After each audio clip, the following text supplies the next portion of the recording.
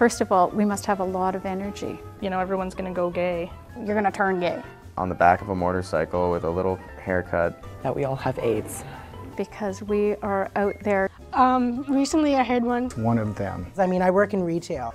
Whatever that means. And this one has always blown my mind. Who cares? You know, he's good to go to for fashion. The biggest myth, right, is that... Like the queer theory, so that's funny to hear about. The choice, and that you're choosing to sin. What have you heard about gay people? Oh God.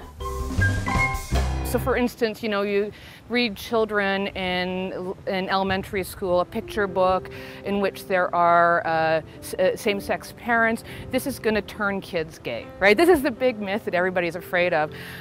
There are two problems with this myth. It's empirically unwarranted. There's just absolutely no evidence that picture books about same-sex parents turn people gay.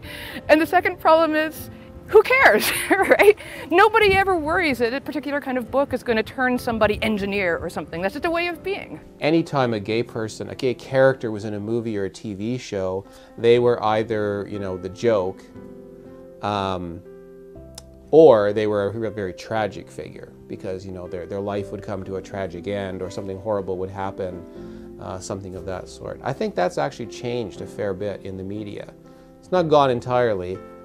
But, you know, there are at least more, you know, examples of people who can be gay and actually have happy, normal lives, you know, vacuuming the floor and making dinner. That a predator is necessarily somebody who is gay or lesbian. And this one has always blown my mind.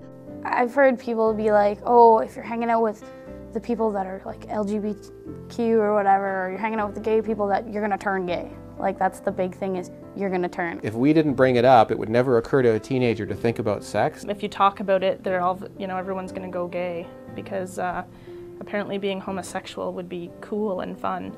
If we allow this, everyone will become that way, or... That you would be promoting it. I think that that's probably the biggest fear, is that if we're doing LGBT positive education, that all of a sudden we will make it hip and we will all of a sudden have this epidemic of people declaring or suddenly realizing or deciding that that's what's cool and therefore that's the direction that they will go. And I don't think that that's anywhere close to the truth.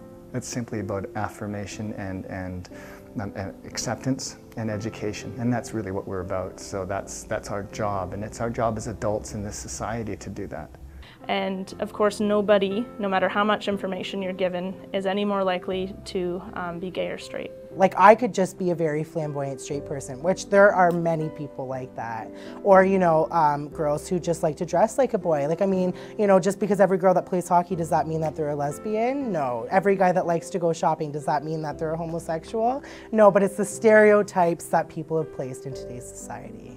People don't take our relationships very seriously. Like the myth is that we just have relationship after relationship, which is not true.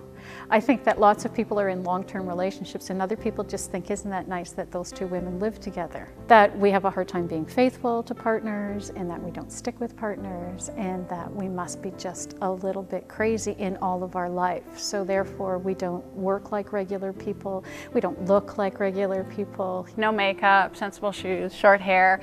You know, I think it's pretty funny.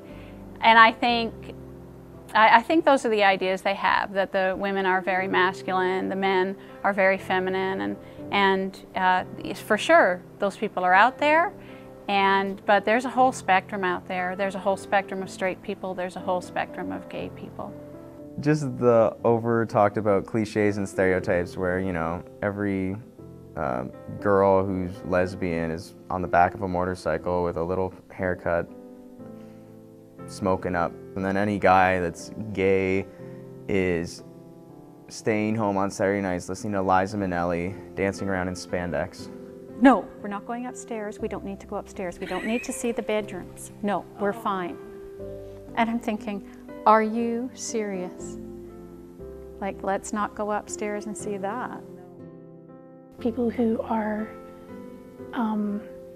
LGBTQ, intersex, whatever, are basically just sexual deviants because you're, you know, not normal, so therefore you must be all these other things that aren't normal, which are bad.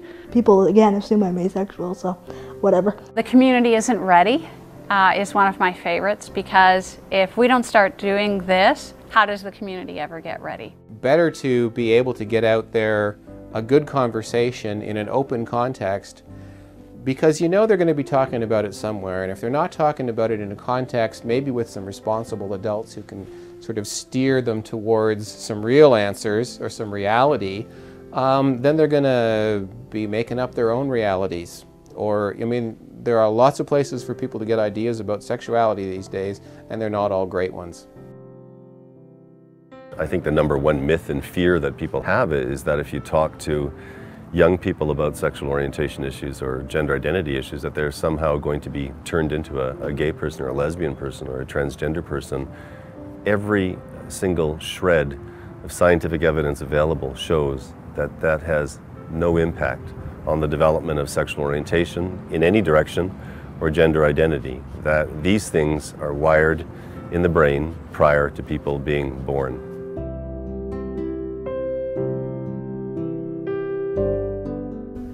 Oh, not at all. I think that people are born, actually I think it's kind of a spectrum, and we're so quick to decide that people are here or here, and I think everyone floats somewhere along that line, and we all have, you know, certain tendencies and choices. We don't choose, you know, throughout our lives to become one way or another. We're born somewhere on that scale, and then various things happen along the way.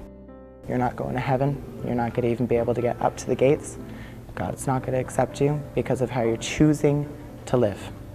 And it was always, with them, it was always a choice, and that you're choosing to sin. So you are a walking sin because you're choosing it. They could change their mind and be like everybody else if they wanted to be. This is a more fundamental thing. And I think we have to convince people that these people are who they are.